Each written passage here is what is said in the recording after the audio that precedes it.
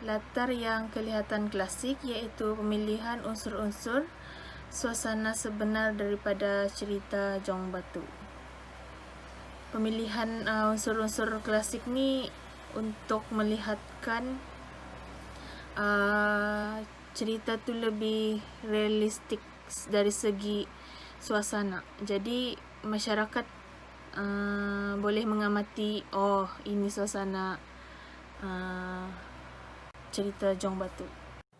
Video yang kami hasilkan berkonsepkan klasik di mana kisah tersebut sememangnya wujud pada zaman dahulu, tidak kira di Malaysia, Indonesia ataupun di Brunei. Di Indonesia, cerita tersebut dikenali sebagai Malin Kundang, manakala di Malaysia pula dikenali sebagai Si Tanggang dan di Brunei pula Jong Batu. Selain itu, muzik yang kami gunakan di dalam video ini berunsurkan tradisional bagi menambahkan rasa sebenar penonton semasa menonton video kami, iaitu rasa semasa di zaman dahulu.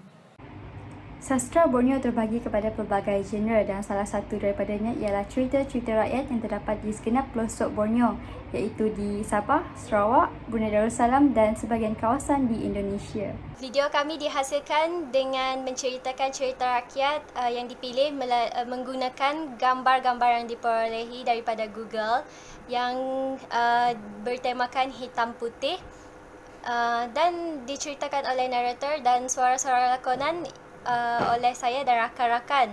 Kami memilih konsep ini untuk menceritakan keadaan sebenar dengan lebih jelas dan lebih menarik. Selain itu, kumpulan kami juga menambah beberapa watak dan plot yang tiada dalam cerita sebenar, seperti watak para mesuara yang dihasilkan untuk menimbulkan konflik antara Nakhoda Manis dengan Puspa supaya mereka berdua bertemu.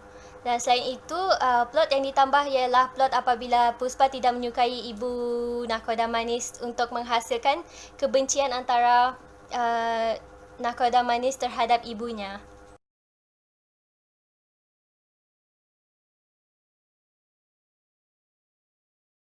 Pandangan terhadap kesusastraan yang wujud di Borneo Kalimantan ketika ini adalah semakin berkembang dengan menghasilkan karya moden bagi cerita zaman dahulu.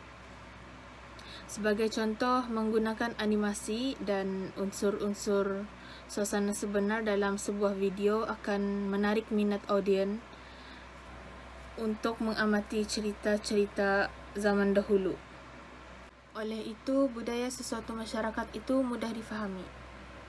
Kesusastraan yang wujud di Borneo, Kalimantan pada ketika ini semakin rancak kerana masyarakat yang sememangnya masyarakat Borneo, sama ada Brunei, Sabah ataupun Sarawak, begitu aktif dalam penghasilan novel, cerita pendek, drama pendek dan sebagainya. Dalam masa yang sama, penghasilan mereka tersebut telah memperkenalkan cerita-cerita ataupun kisah-kisah yang terdahulu kepada masyarakat luar. Pada pendapat saya, sastra Borneo mempunyai kebolehan untuk lebih menonjol di mata dunia. Salah satu caranya ialah dengan menggunakan platform YouTube.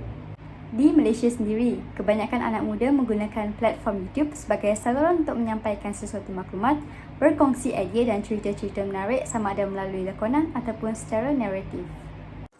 Pada pandangan saya, perkembangan terhadap sastra Borneo Kalimantan yang wujud pada ketika ini ialah kebanyakannya sastra Borneo Kalimantan hanya dikenali oleh warga Borneo Kalimantan sendiri, kurang dikenali oleh masyarakat di tempat lain. Oleh itu, ia harus diperkenalkan lagi kepada semua lapisan masyarakat agar sastra Borneo Kalimantan ini lebih dikenali dan berkembang seiring dengan cerita-cerita rakyat di tempat lain.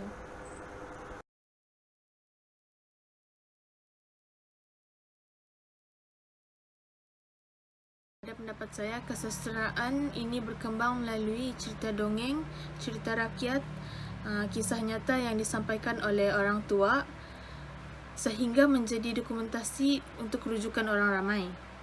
Cerita ni selalunya diceritakan pada mulanya adalah menggunakan lisan. dan boleh berkembang melalui pembelajaran dan pengajaran yang dijalankan di sekolah maupun di peringkat universiti. Oleh itu, kesetaraan negeri-negeri lain kita boleh belajar daripada pengajaran dan pembelajaran tersebut. Medium yang sesuai dijadikan pengantar kepada sastera baru adalah teknologi komunikasi yang moden untuk menghasilkan sesuatu video yang menggunakan animasi bagi menunjukkan budaya sesuatu masyarakat, atau penghasilan video secara lakonan ataupun menggunakan latar tempat yang realistik. Kerana penghasilan video selalunya lebih menarik dan mudah difahami oleh audiens sasaran. Sastera Borneo Kalimantan ni boleh dikomersilkan dengan adanya masyarakat yang kreatif dan meminati sastera dengan cara yang tersendiri. Contohnya, penghasilan video. Kalau seseorang itu minat untuk menghasilkan video, jadi sastera Borneo ini boleh disampaikan melalui video animasi. Kalau contoh, seseorang ini minat untuk menghasilkan puisi, sajak, jadi sastera Borneo ini boleh dikembangkan melalui sajak dan puisi, dan boleh dipasarkan kepada medium-medium lain seperti buku online yang boleh diakses menggunakan gadget tersendiri. Pada pendapat saya, bidang sastera sangat menarik oleh kerana kisah-kisah ataupun cerita-cerita yang mereka siarkan di televisyen ataupun di media-media lain banyak memberikan pengajaran kepada penonton. Oleh itu, medium yang sesuai yang digunakan untuk memperkenalkan sastera baru kepada masyarakat luar ialah seperti surat khabar, oleh kerana warga tua ataupun warga yang sudah lanjut usia banyak menghabiskan masa mereka dengan membaca surat khabar, manakala dalam kalangan remaja atau kanak-kanak juga pula ialah melalui media Facebook, YouTube dan sebagainya.